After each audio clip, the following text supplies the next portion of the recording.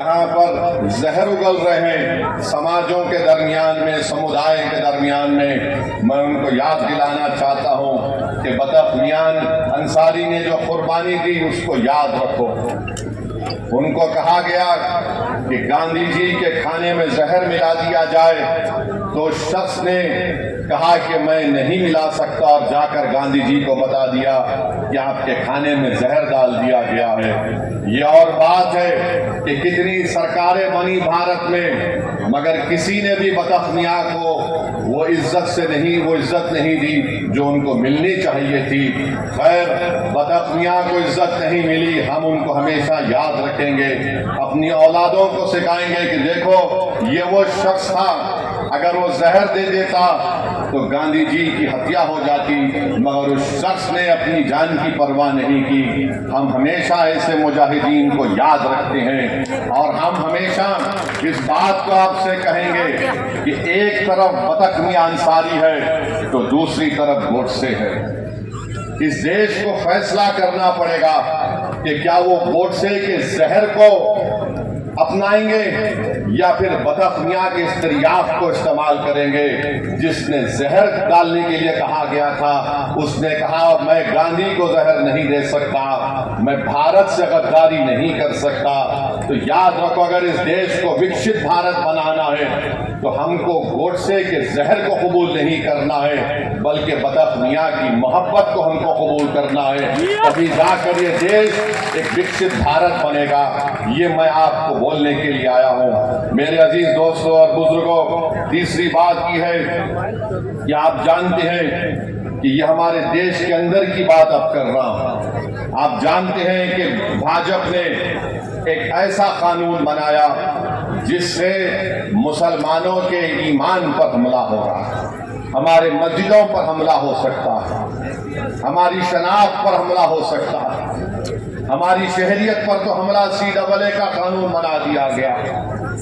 याद रखिए, ये वक्फ तरमीमी कानून 2025 जो बनाया गया है, ये सिर्फ और सिर्फ RSS की कोशिश है कि भारत के मुसलमानों से उनकी मस्जिदों को छीन लिया जाए, उनकी दरगाहों को छीन लिया जाए, उनके खानखाहों को छीन लिया जाए, कब्रस्तानों को छीन लिया जाए, ईदगाह को ख़त्म कर दिया जाए, इमाम बाड़ों को ख़त्म किया जाए। मैं आपसे अपील कर रहा हूँ कि आप इस काले कानून के खिलाफ मुत्तहिदा तौर पर खड़े हो जाइए और एक आवाज़ में हम सबको ये पैगाम देना है कि भारत के संविधान को बचाना है और वक्फ के कानून को वापस लेना है। मोदी, ये हमारा ऐलान होना चाहिए, क्योंकि ये कानून बाबा साहेब अम्बेडकर के बनाए हुए संविधान के फंडामेंटल राइट्स के खिलाफ बनाया गया है। मुझे अफसोस है इस बात का कि नीतीश कुमार, चिराग पासवान, कुशवाहा साहब, चंद्राबाबू नायडू, जयंत चौधरी, कुमारास्वामी ने इस काले कानून की तायीद की। हम पूछना चाहते हैं नीतीश कुमार से, चिराग पासवान से, कुशवाहा साहब से, मांझी साहब से, क्या बिहार प्रदेश में हमारे हिंदू भाइयों की मंदिरों का कानून नहीं है 1950 का, जो ये कहता है कि मंदिरों में वही लोग मेंबर बन सकते हैं जो हिंदू धर्म से उनका ताल्लुक है। जब आपके लिए कोई बात अच्छी है तो फिर मुसलमान धर्म के वक्फ बोर्ड में आप कैसे किसी गैर मुस्लिम को मेंबर बनाएंगे? जब आप कानून बना दिए कि कोई हिंदू से सिर्फ हिंदू ही मेंबर बनेगा, तो फिर मुस्लिम वक्फ बोर्ड में आप कैसा कानून बनाए कि गैर मुस्लिम यहाँ पर मेंबर बनेगा? बनाने की वजह क्या है हमको बताओ आप, मगर वजह नहीं बताते हैं। अरे अगर बोध गया में सिर्फ हिंदू और बौद्ध उसके मेंबर बन सकते हैं, तो फिर बिहार के वक्फ बोर्ड में कैसे कोई गैर मुस्लिम मेंबर बन सकता है? बताओ हमको, समझाओ हमको। तुम समझा नहीं सकते, तुम्हारे पास कोई दलील नहीं है, तुम सिर्फ मुसलमानों से नफरत की बुनियाद पर एक काला कानून बनाए हो। तुम वक्फ की जायदादों को लूटने के लिए इस तरह का कानून बनाए हो। और भाजपा के लोग अपना एक पैम्फलेट निकाले हैं एक 4 पेज का और एक 15 पेज का है। मैंने उसको पढ़ा, उसमें लिखते हैं कि मुसलमानों में 30% लोग गरीब हैं। और भारत के प्रधानमंत्री अपने भाषण में कहती हैं कि अब्दुल कब तक पंचर बनाएगा। सुनो प्रधानमंत्री, 11 साल से आप प्रधानमंत्री हैं, कितने मॉब लिंचिंग के वाकयात हुए, कितने अखलाक और कितने पीलू खान को मारा गया, कितने दंगे हुए। एक बिहार का गरीब आदमी पूना को जाकर एक पंचर की दुकान लगाता है, तो इंडिया पाकिस्तान का क्रिकेट मैच हुआ, किसी ने इल्जाम लगा दिया उस बिहार के निवासी के ऊपर जो महाराष्ट्र बिहार छोड़कर महाराष्ट्र गया कि इसके बेटे ने जिंदाबाद का नारा पड़ोसी मुल्क के ऊपर लगाया। 24 घंटे के अंदर उसके छोटे से उस पंचर की दुकान को बुलडोजर से तोड़ दिया गया। किसने देखा उसको नारा लगाते हुए? और भारत के प्रधानमंत्री कहते हैं कि अब्दुल कब तक पंचर बनाएगा। भारत के प्रधानमंत्री का यह जुर्म नहीं है कि एक बिहार का आदमी गरीब यहां से गुर्बत से बचने के लिए पूना गया, तो आपकी भाजपा की सरकार महाराष्ट्र में झूठा इल्जाम लगाकर उसकी दुकान को तोड़ दिया। वो सुप्रीम कोर्ट में अपना केस डाला है। सुप्रीम कोर्ट ने कहा कि किसी के घर को नहीं तोड़ा जा सकता, 15 दिन का टाइम देना चाहिए उन लोगों को। मगर अब्दुल की पंचर की दुकान को बीजेपी की सरकार ने तोड़ दिया। और प्रधानमंत्री बोलते हैं अब्दुल कब तक पंचर बनाएगा। प्रधानमंत्री, अगर आप ये चाहते हैं कि भारत की सबसे बड़ी अक़लियत को इंसाफ मिले, तो आप अपने दिल में उनके ताल्लुक से हमदर्दी पैदा करो, मोहब्बत पैदा करो, नफरत को खत्म करो। देखो ये देश विकसित भारत बन जाएगा। आप 18 करोड़ मुसलमानों के ताल्लुक से अगर नफरत करेंगे, उन पर शक करेंगे, तो फिर देश विकसित भारत कैसे बनेगा। और फिर हम प्रधानमंत्री को पैगाम देना चाहते हैं कि आपने जो कानून बनाया, नरेंद्र मोदी की सरकार ने, नीतीश कुमार ने, चिराग पासवान ने, मांझी साहब ने, कुशवाहा साहब ने ये कानून बनाकर सिर्फ एक आदमी को फायदा हुआ, बहुत ज्यादा उसको फायदा हुआ। क्या फायदा हुआ? वो देश का सबसे दौलतमंद आदमी है जिसने एक मुस्लिम वक्फ की जायदाद के ऊपर जो यतीम खाना, यतीम खाने को उसने गैर कानूनी तौर से खरीद लिया और उसके ऊपर उसने खरीद, लोग बोलते, मीडिया बोलते कि 1000 करोड़ का अपना घर बनाया। तो सुनो प्रधानमंत्री, अब्दुल सुबह अपने घर से जरूर निकलता है, मगर अब्दुल जब अपने घर से निकलता है वो अल्लाह की जात पर तवक्कल करता है। अब्दुल अपना घर प्रधानमंत्री किसी यतीम खाने पर नहीं बनाया है, अब्दुल अपना 20 फीट का घर अपनी जाती जमीन पर बनाया है। ये अब्दुल में और उसमें फर्क है। प्रधानमंत्री, आपको अब्दुल से मोहब्बत नहीं, आपको मुकेश से मोहब्बत है, इसीलिए आप ये कानून उसके लिए बनाए हैं। अगर अब्दुल के लिए आपको मोहब्बत होती तो ये काला कानून आप नहीं बनाते। और अब्दुल बैंक को जाकर लोन नहीं पूछता। अब्दुल के ऊपर 10,000 का या 20,000 का लोन अगर होगा या 5 लाख का होगा, मगर प्रधानमंत्री आपके दोस्त के पास तो जिसके जू में आप जाकर जानवरों को देखकर आए, बंदरों को देखे, देखा आपने, बंदर को प्रधानमंत्री देख रहे हैं, तोता उनके हाथ पे बैठा हुआ है। तो प्रधानमंत्री यही समझते हैं कि सब तोतों को हाथ पे बिठा लूंगा या किसी को बंदर बनाकर देखूंगा।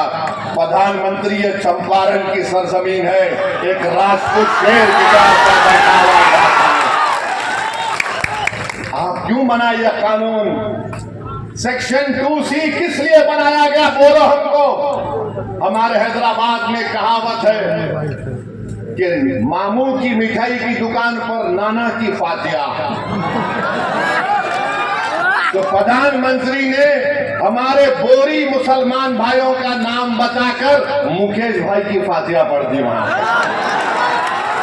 सेक्शन 2C बना, मुकेश भाई मौजा ही मौजा हो गया। आई एम हैप्पी बोल दिए प्रधानमंत्री। प्रधानमंत्री ये क्यों किया आपने? ये कानून ये बना दिया कि अगर जितने बिहार में आसार कदीमा के तहत मस्जिदें होंगी जो दर्जे वक्फ है बिहार वक्फ बोर्ड में, वो वक्फ की जायदाद नहीं रहेंगी, आसार कदीमा उसका मालिक होगा। जो जालिम लोग टीवी चैनल पर बैठकर आदिल हसन से असदुद्दीन ओवैसी को गाली देते हैं, प्यारे जितनी गाली देना है दो, कोई फर्क नहीं पड़ता। तुम्हारी गाली देने से मेरी इज्जत में फर्क नहीं आता। तुम्हारी गाली देने से मेरी शोहरत में कमी नहीं आती। तुम्हारी गाली देने से मेरी रात की नींद खराब नहीं होती। हाँ, अगर तुमको फायदा होता है क्योंकि तुम्हारे दिलो दिमाग में एक बीमारी है नफरत की, शायद ओवैसी को गाली देने से वक्तिया तुमको फायदा होता है तो दो, मगर ये तो बताओ इस कानून में किसको फायदा पहुंच रहा है? कुछ फायदा नहीं है मुसलमानों को। और प्रधानमंत्री बोलते मुसलमान 30% गरीब है। अगर है तो तुमने क्या किया बताओ? अगर है तो बताओ तुमने। विजारत अखिलती बहबूद, मिनिस्ट्री ऑफ माइनॉरिटी अफेयर्स, वहां पर मौलाना आजाद की फेलोशिप बंद कर दी। जो अकलियतों के बच्चे जिसमें मुसलमान, सिख, ईसाई, बौद्ध और जैन धर्म के हैं, जो PhD कर रहे हैं, उनको पैसे नहीं देगी सरकार, तो गरीबी आएगी नहीं आएगी? जो मुसलमानों के बच्चे सबसे ज्यादा ड्रॉप आउट रेट पूरे देश में अगर आप देखेंगे किसी समुदाय का है तो मुसलमानों का है। जो चौथी जमात में, 5वीं जमात में अपना स्कूल छोड़ देते हैं। क्यों छोड़ते हैं? क्योंकि अब्दुल चाहता है पढ़ाना अपने बच्चों को, मगर अब्दुल के पास घर में खाना खिलाए या फिर बच्चों को पढ़ाए। तुमने प्री मैट्रिक स्कॉलरशिप को 9वीं क्लास से कर दिया, जबकि हम पुकार रहे हैं कि अरे 4वीं, 5वीं, 6ठी जमात में करो। तो नरेंद्र मोदी ने कहा नहीं नहीं, अब्दुल नहीं पढ़ सकता 4वीं, 5वीं, 6ठी जमात, वो 9वीं जमात में आया तो स्कॉलरशिप मिलेगा। अरे अगर जो 4वीं, 5वीं, 6ठी, 7वीं पढ़ेगा तो 9वीं को पहुंचेगा ना। प्री में पोस्ट मैट्रिक स्कॉलरशिप हम पुकार कर कह रहे कि बढ़ाओ, नंबर बढ़ाओ, नंबर बढ़ाओ, मगर बीजेपी बोलती हम 1 लाख को दे रहे। अरे जालिमो, तुम झूठ बोल रहे हो। तुम नंबर नहीं बढ़ाने की वजह से हर साल डिग्री में हमारे कम से कम 5 लाख बच्चे स्कॉलरशिप से महरूम हो जाते हैं। और बढ़ाने के लिए सिर्फ 1000 करोड़ की जरूरत है, 1500 करोड़, मगर मोदी ने बोलेंगे अब्दुल पंक्चर बनाता है। मोदी जी, दलील देकर कह रहा हूं, झूठ नहीं बोल रहा हूं। आप मेरे दलील का जवाब नहीं दे पाओगे। अरे अब्दुल अगर गरीब है तो हुकूमतों ने हमको गरीब बना दिया। अब्दुल अगर पंक्चर की दुकान पर काम कर रहा है तो किसी हद तक अब्दुल के बाप की भी जिम्मेदारी है, क्योंकि अब्दुल के बाप ने समझा ये सामाजिक इंसाफ की बात कर रहे हैं, ये सेकुलरिज्म की बात कर रहे हैं। हमने सबका साथ दिया, कभी सामाजिक न्याय पर दिया, तो कभी यादव मुसलमान इत्तेहाद के नाम पर दिया, तो कभी हिंदू मुस्लिम इत्तेहाद के नाम पर दिया। जिसको हमने वोट दिया वो मोटा हो गया, वो महल में जाकर बैठ गया, और जिसने उनको वोट डाला गरीबी उसका मुकद्दर बन के रह गया।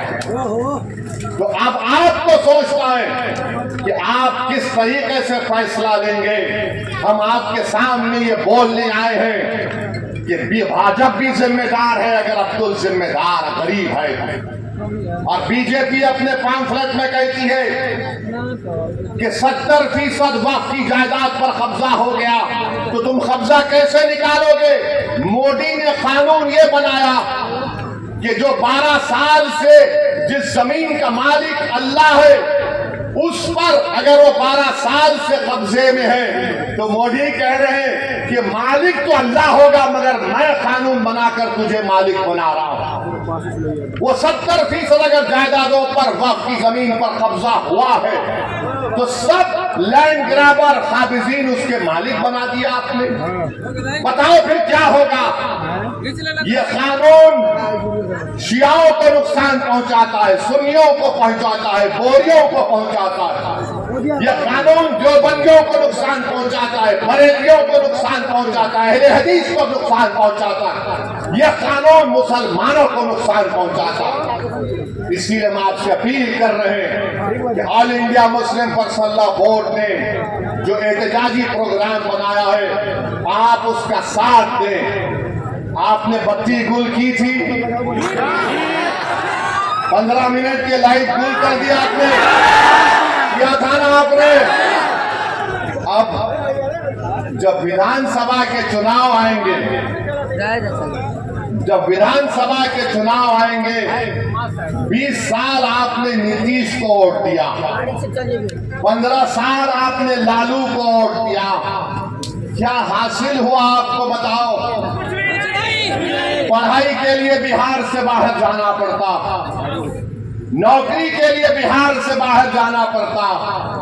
मुझे माफ कर दीजिए अगर मैं जो कहने वाला हूं, आपका हाल ऐसा है कि सिर्फ मनी ऑर्डर पर आपका घर चलता है। मनी ऑर्डर पर हमारा घर चलता है बिहार में। ये 20 साल और ये 15 साल राजनीति करने वालों ने हाल हमारा कर दिया है। तो जब चुनाव आएंगे तो 15 मिनट के लिए बत्ती गुल नहीं करना, पूरे 5 साल के लिए बीजेपी के, नीतीश की और राजद की बत्ती गुल करना पड़ेगा आपको। आप करेंगे ना? कई जज्बात में आके हाथ तो नहीं उठा रहे। अगर आप वादा कर रहे बत्ती गुल करेंगे लोगों की, तो मैं ढाका की जनता को खुशखबरी दे रहा हूं कि हमने हमारे भाई राणा रंजीत को यहां से अपना उम्मीदवार बनाने का तो अब आपकी जिम्मेदारी है मेरे भाई कि आप राणा रंजीत को यहां से अपना नया विधायक बनाएंगे इंशाअल्लाह ताला। बहादुरगंज से तौसीफ आलम को इंशाअल्लाह बनाएंगे और अख्तरुल ईमान को कामयाब करेंगे अपनी विधानसभा से। अब याद रखिए कि एक अख्तरुल ईमान विधानसभा में जाते हैं, आप बैठो बैठो, एक अख्तरुल ईमान विधानसभा को जाते हैं, अख्तरुल ईमान को 2 मिनट का टाइम स्पीकर देता है और 2 मिनट में अख्तरुल ईमान सबको परेशान कर देते हैं। तो इंशाअल्लाह ताला अगर हम मुत्तहिदा तौर पर अपने वोट का इस्तेमाल करेंगे तो अख्तरुल ईमान का बाजू नहीं बल्कि बिहार के गरीब और मजलूम अवाम का बाजू तौसीफ आलम और हमारा राणा बनेगा इंशाअल्लाह। तो मेरे अजीज दोस्तों और बुजुर्गों, मुत्तहिदा तौर पर अपने वोट का इस्तेमाल करिए। अब बहुत हो गया, ये हर बार चुनाव आता तो इनको एक ही चीज नजर आती, ओवैसी बी टीम है, ओवैसी बी टीम है, ओवैसी वोट काटने के लिए आया है। अरे तुम याद रखो, जब तक अल्लाह मुझे जिंदा रखेगा मैं तुम्हारी नाक में और दिमाग में दम करके रखूंगा। तुम जितना बोलते बोल लो, मगर लालू जी आपके 15 साल हमको क्या मिला बताओ? नीतीश 20 साल बताओ बिहार के गरीबों को क्या मिला? आप 20 साल मुख्यमंत्री रहे। अब तो एक वीडियो देखा कि जन गण मन हो रहा है तो नीतीश कुमार हाथ पकड़ के ऐसा ऐसा कर नहीं मालूम क्यों कर रहे हैं। शायद अख्तरुल ईमान के पास वो डॉक्टर भी है, सियासी डॉक्टर भी। आप बताइए आप किसका साथ देंगे? जिसको आपने 15 साल आजमा लिया, जिसको आपने 20 साल देख लिया और हमको गाली देते थे। 2 मरतबा लालू नीतीश आए और कहा कि ओवैसी को रोको वरना भाजपा आ जाएगी, और आप बेचारे मासूम इनकी बातों में आ गए। आपने उनको वोट दिया मगर फिर वो लड़ लिए, फिर ऐसा लड़ लिए कि बीजेपी भाजपा आ गई।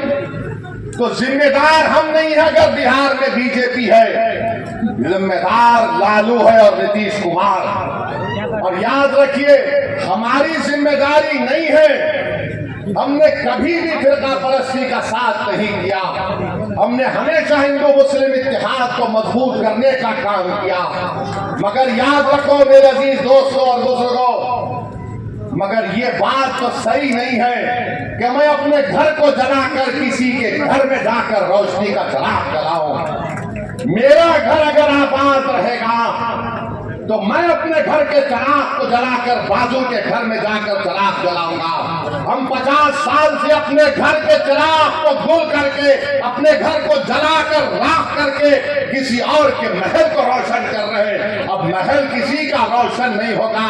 पहले राणा के घर में हम चिराग जलाएंगे, गौसे आलम के घर में चिराग जलाएंगे, अख्तर अली खान को कामयाब करेंगे। ये हमारी कोशिश होनी चाहिए। तुमने देख लिया कि भारत की पार्लियामेंट में बहुत है, मगर अगर तुम्हारी अजमत का मसला आता है, तुम्हारी गीरत का मसला आता है, तुम्हारे तहफ्फुज़ का मसला आता है, तुम्हारे हुकूक का मसला आता है, तो कौन आवाज उठाता? उसका पार्टी का नाम मजलिस इत्तेहाद मुस्लिमीन है।